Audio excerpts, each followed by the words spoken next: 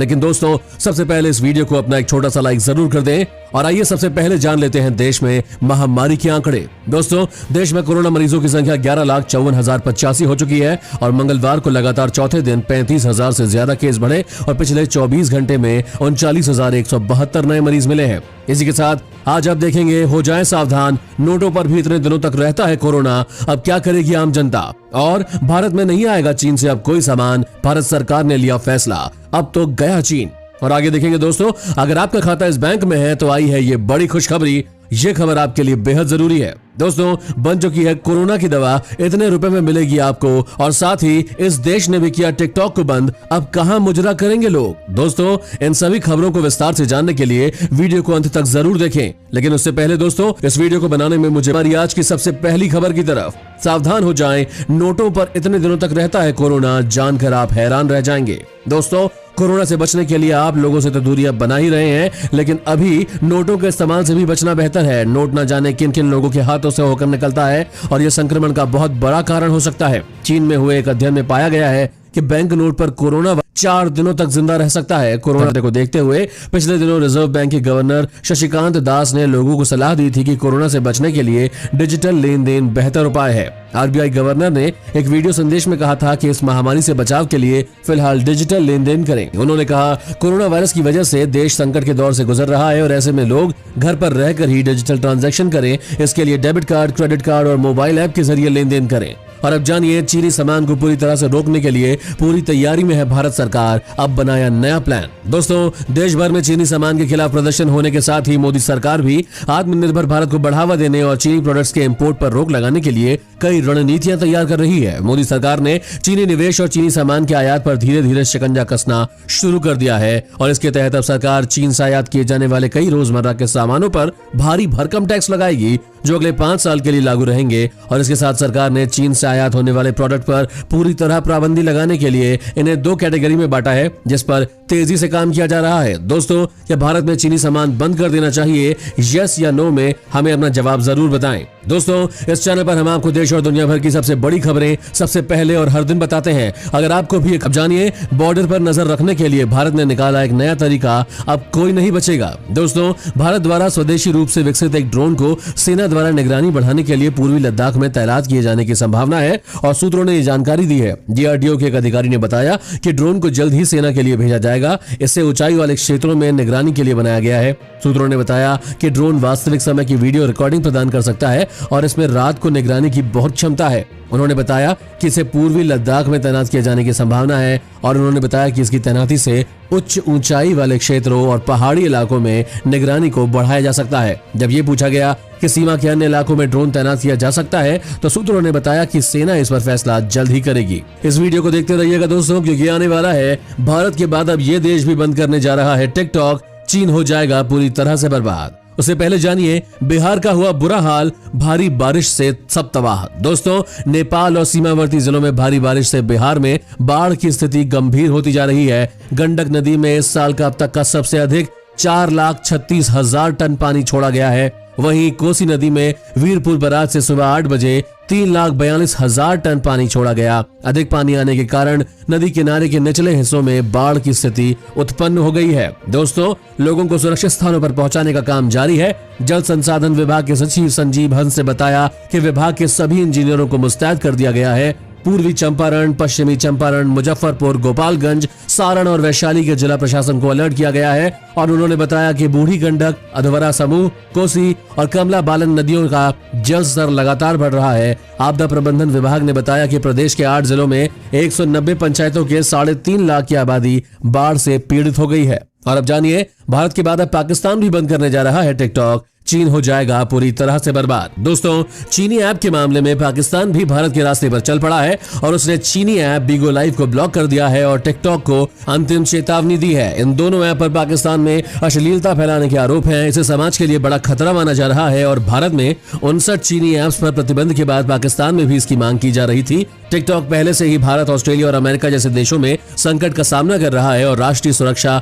और नागरिकों की निजता को लेकर इन देशों ने अपनी चिंताएं हैं। दोस्तों दोस्तों, चीन का दोस्त पाकिस्तान एक इस्लामी देश है। वो पबजी गेम प्लेटफॉर्म को पहले ही बंद कर चुका है और पाकिस्तान में इसके 1,60,00,000 यूजर्स थे। शिकायतें मिल रही थी कि इस गेम की लत पड़ जाती है और बच्चों के शारीरिक व मानसिक विकास पर इसका बुरा असर पड़ रहा है। और अब देर नहीं है कि पाकिस्तान पबजी के साथ साथ टिकटॉक पर भी बैन लगा दे। दोस्तों, आपको क्या लगता है, टिकटॉक पूरी दुनिया से बंद हो जाना चाहिए? अपना जवाब हमें हाँ या ना में जरूर बताएं। और अब जानिए, आज इन राज्यों में भारी बारिश की है संभावना, घर से बाहर ना निकलें। दोस्तों, आज देश के कई राज्यों में भारी बारिश, मध्यम और हल्की बारिश होने की संभावना है। मौसम विभाग के अनुसार बिहार में हल्की से मध्यम के साथ कुछ स्थानों पर भारी बारिश होने की संभावना है। पूर्वी उत्तर प्रदेश, पंजाब, हरियाणा, हिमाचल प्रदेश, उत्तराखंड, जम्मू कश्मीर, गिलगित बाल्टिस्तान, मुजफ्फराबाद और लक्षद्वीप में भी हल्की से मध्यम मानसूनी बौछार के साथ साथ 1-2 स्थानों पर भारी वर्षा हो सकती है। दिल्ली, दक्षिणी छत्तीसगढ़, मध्य प्रदेश, ओडिशा, गंगीय पश्चिम बंगाल, मराठवाड़ा, विदर्भ और तेलंगाना के उत्तरी भागों में हल्की से मध्यम बारिश होने के साथ साथ 1-2 जगहों पर तेज बारिश हो सकती है। तटीय आंध्र प्रदेश, केरल, कर्नाटक, तमिलनाडु के कुछ हिस्सों, राजस्थान के कुछ हिस्सों और शेष पूर्वोत्तर भारत, झारखंड व अंडमान निकोबार द्वीप समूह में हल्की से मध्यम बारिश के आसार हैं। और अब जानिए, सरकार का बड़ा ऐलान, घर घर राशन पहुंचाने वाली योजना हुई शुरू। जी हां दोस्तों, सरकार अब जरूरतमंदों के घर राशन की डिलीवरी करवाएगी। सरकार ने निर्णय लागू करने का फैसला किया है। इसके तहत लोगों को राशन की दुकानों पर नहीं जाना होगा, बल्कि राशन कार्ड धारक को उसका तय राशन घर पर ही पहुंचाया जाएगा। घर घर राशन की होम डिलीवरी करने की इस योजना के अंतर्गत राशन कार्ड उपभोक्ताओं को गेहूं के बदले आटा उपलब्ध कराया जाएगा। और इस मामले में दिल्ली के मुख्यमंत्री अरविंद केजरीवाल ने कहा, पूरे देश में हर राज्य सरकार केंद्र के साथ मिलकर गरीबों को राशन बांटती है, लेकिन इसमें लोगों को काफी परेशानी होती है। कई बार दुकानें खुलती नहीं है, लंबी लंबी लाइनें लगती है, कई जगह पूरा राशन नहीं तोला जाता, कई जगह ज्यादा पैसे लिए जाते हैं। लेकिन अब ऐसा नहीं होगा। राशन बांटने की प्रक्रिया आसान करने और लोगों की परेशानियां कम करने के लिए होम डिलीवरी करके राशन दिया जाएगा। और अब सुनिए खुशखबरी, भारत में जल्द आएगी वैक्सीन, जानिए कितनी होगी इसकी कीमत। दोस्तों, कोरोना की वैक्सीन को लेकर एक नई खुशखबरी आई है। ऑक्सफोर्ड यूनिवर्सिटी से अच्छी खबर है कि वहां इस वैक्सीन का ह्यूमन ट्रायल जो चल रहा है और ट्रायल में बेहतर रिजल्ट आ रहे हैं। भारत में भी ऑक्सफोर्ड यूनिवर्सिटी की इस वैक्सीन का प्रोडक्शन किया जाएगा। ऑक्सफोर्ड की कोरोना वैक्सीन को लेकर एक न्यूज चैनल ने ऑक्सफोर्ड वैक्सीन ग्रुप के डायरेक्टर एंड्रयू जे पोलार्ड और पुणे स्थित सीरम इंस्टीट्यूट ऑफ इंडिया के सीईओ आदार पूनावाला से बात की। और एंड्रयू पोलार्ड ने बताया कि एंटीबॉडी रिस्पॉन्स से पता चलता है कि ये वैक्सीन काफी कारगर है। उन्होंने कहा कि ट्रायल में सफलता नजर आने के बावजूद अब हमें इसके प्रूफ की जरूरत है कि ये वैक्सीन कोरोना वायरस से बचा सकती है। अब इस वैक्सीन का ट्रायल अलग अलग लोगों पर किया जाएगा और आंकलन किया जाएगा कि दूसरे लोगों पर इसका असर कैसा दिखाई देता है। उन्होंने कहा कि महामारी के दौरान वैक्सीन बनाना और इसे पूरी दुनिया को सप्लाई करना एक बड़ी चुनौती है। इस सवाल के जवाब में अमेरिका और चीन में भी काम चल रहा है। आगे देखिए, चाय वाला निकला 51 करोड़ रुपए का कर्जदार, लेकिन उसे खबर तक नहीं। दोस्तों, उससे पहले जानिए, हरिद्वार में हर की पौड़ी पर गिरी बिजली, हुआ भारी नुकसान। दोस्तों, उत्तराखंड में भारी बारिश ने कहर बरपा रखा है। हरिद्वार में बीती रात हुई तेज बारिश के साथ गिरी आकाशीय बिजली से हर की पौड़ी ब्रह्म कुंड के पास ट्रांसफार्मर समेत एक दीवार ध्वस्त हो गई। इस घटना के बाद आसपास के क्षेत्र की बिजली बंद हो गई। हालांकि घटना के वक्त आसपास किसी के ना होने के कारण किसी की जान को कोई नुकसान नहीं हुआ है। पुलिस प्रशासन और श्री गंगा सभा के सेवादारों ने आसपास बैरिकेडिंग लगाकर श्रद्धालुओं का हर की पौड़ी ब्रह्म कुंड पर जाना रोककर क्षेत्र में फैले मलबे को हटाने का काम शुरू कर दिया है। इससे पहले भी रविवार आधी रात को पिथौरागढ़ से करीब 90 किलोमीटर दूर स्थित बांगापानी तहसील के 2 गांव में बादल फटने से भारी तबाही मची थी। चलते हैं अगली खबर की तरफ। अब भारी भरकम हेलमेट से मिलेगा छुटकारा, 4 सितंबर से लागू होगा ये नया नियम। दोस्तों, साल 2018 में ब्यूरो ऑफ इंडियन स्टैंडर्ड्स यानी कि BIS ने बिना ISI प्रमाणित हेलमेट की बिक्री पर रोक लगाने के लिए एक प्रस्ताव पेश किया था। ये एक बेहतरीन निर्णय था कि गैर प्रमाणित हेलमेट्स कितने खतरनाक होते हैं। हालांकि उसी में एक और नियम था कि हेलमेट का वजन 1 किलो 200 ग्राम से ज्यादा नहीं होना चाहिए। इस नए नियम से हल्के और आरामदायक हेलमेट बनेंगे। इससे बाइक चालकों को आराम रहेगा। इस नए नियम में ये भी अच्छा था कि इसे विदेशी कंपनियों के हेलमेट भारत में नहीं बेचे जा सकेंगे, क्योंकि उनमें से अधिकांश के वजन 1 किलो 400 ग्राम और 1 किलो 500 ग्राम होंगे।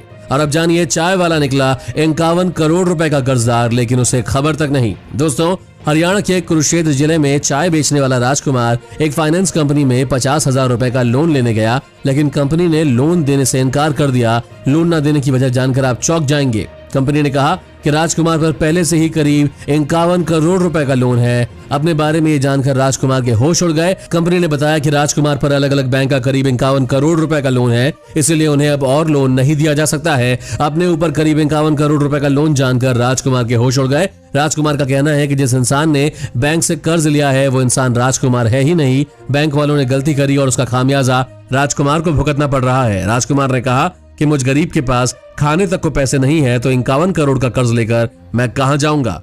और अब जानिए, अयोध्या में राम मंदिर का डिजाइन है तैयार। ऐसा सुंदर मंदिर आपने कभी नहीं देखा होगा। दोस्तों, अयोध्या में बनने जा रहे श्री राम मंदिर का भूमि पूजन 5 अगस्त